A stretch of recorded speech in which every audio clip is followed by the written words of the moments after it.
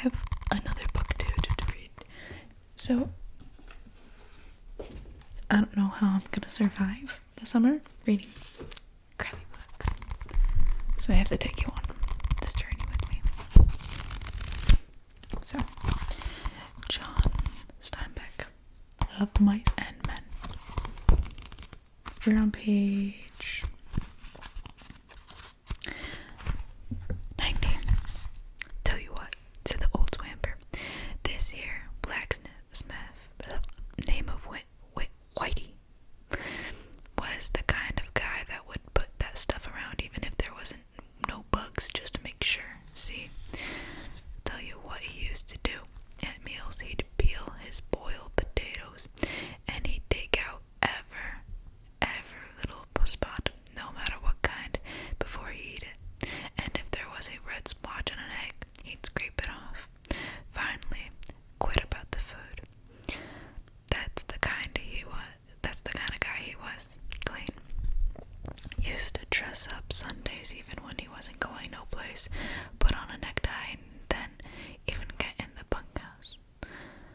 I ain't so sure, said George skeptically. What did you say he quit for? The old man put the yellow can in his pocket and he rubbed his bristly white whiskers with his knuckles. Why, he just quit, the way a guy will. Says it was the food, just wanted to move. Didn't give no other reason but the food. Says, give me my time one night, that way any guy would. George lifted his stick and looked beneath it. He leaned over and inspected the sacking closely. Immediately Lenny got up and did the same with his bed. Finally George seemed satisfied.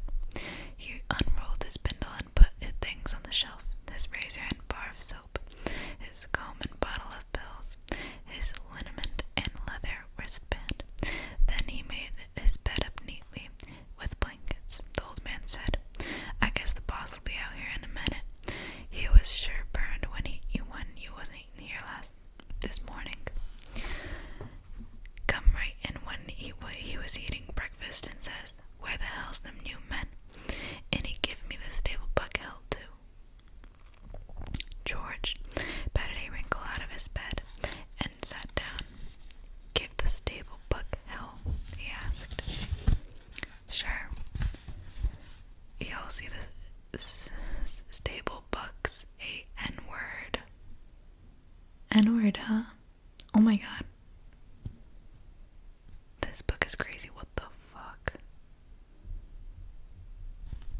Oh my god, I'm not saying that.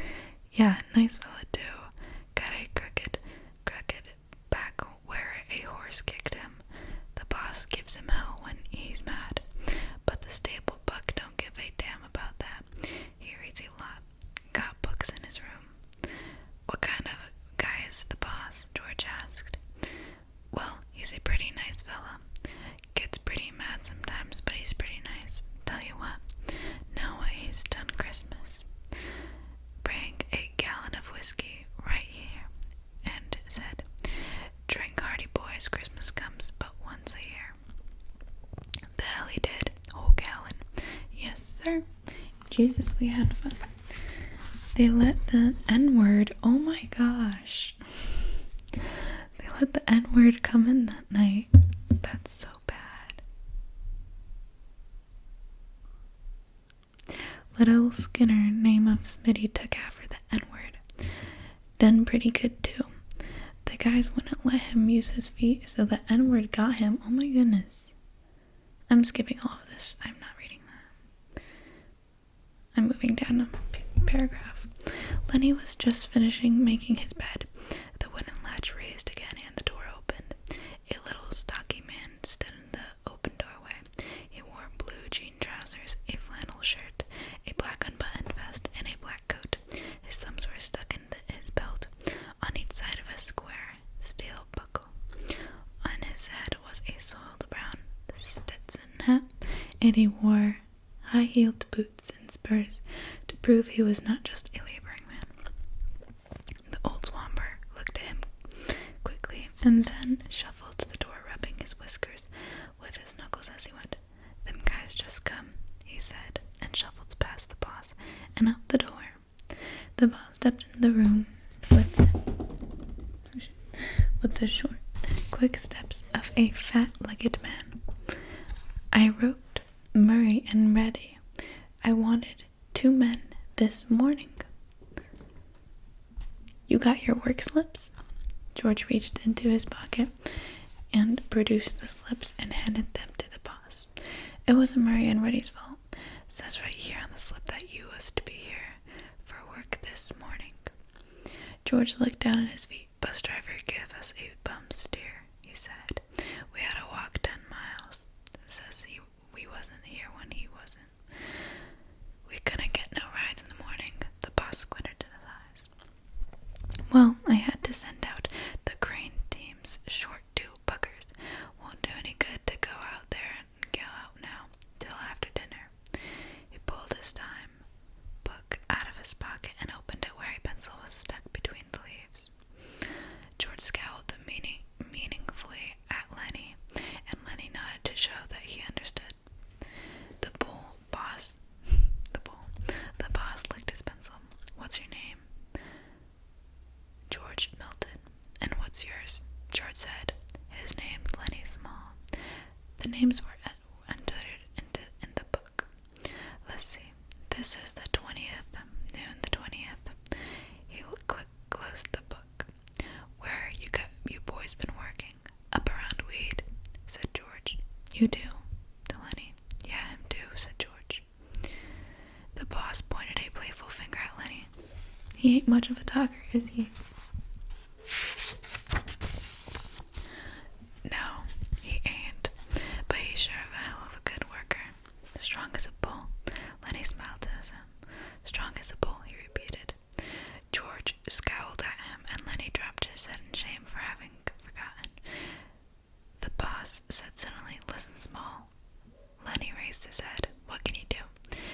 In a panic, Lenny looked at George for help. He can do anything you tell him, said George. He's a good skinner. He can wrestle green bags, drive a cultivator. He can do anything, just give him a try.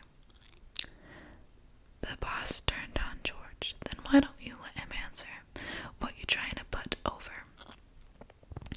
George broke in loudly. Oh, I ain't saying he's bright.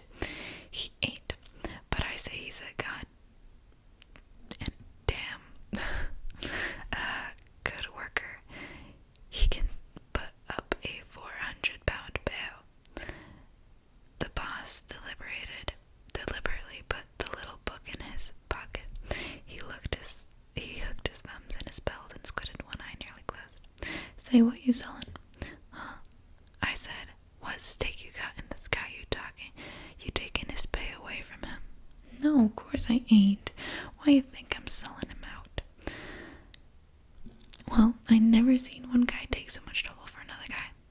I just like to know what your interest is, George said. He's my cousin. I told him his old lady I'd take care of him. He got kicked in the head by a horse when he was a kid. He's alright. Just ain't bright. But he can do anything you tell him. The boss turned away. Well, God knows he don't need any brains to buck barely bags. But don't you try to put nothing over, Milton. I got my eye on you. Why'd you quit in weed? Job was done, said George promptly. What kind of job? We was digging a cesspool. All right, but don't try to put nothing over, 'cause you can't get away with nothing.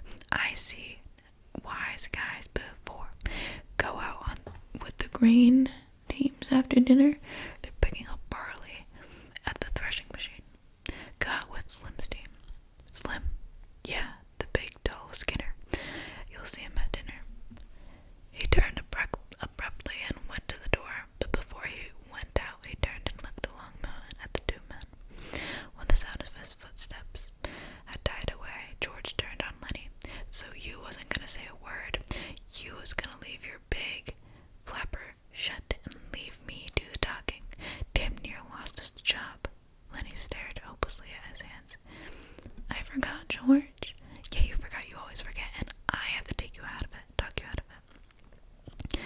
sat down heavily on the bunk. Now he's got his eye on us. Now we got to be careful and make no slip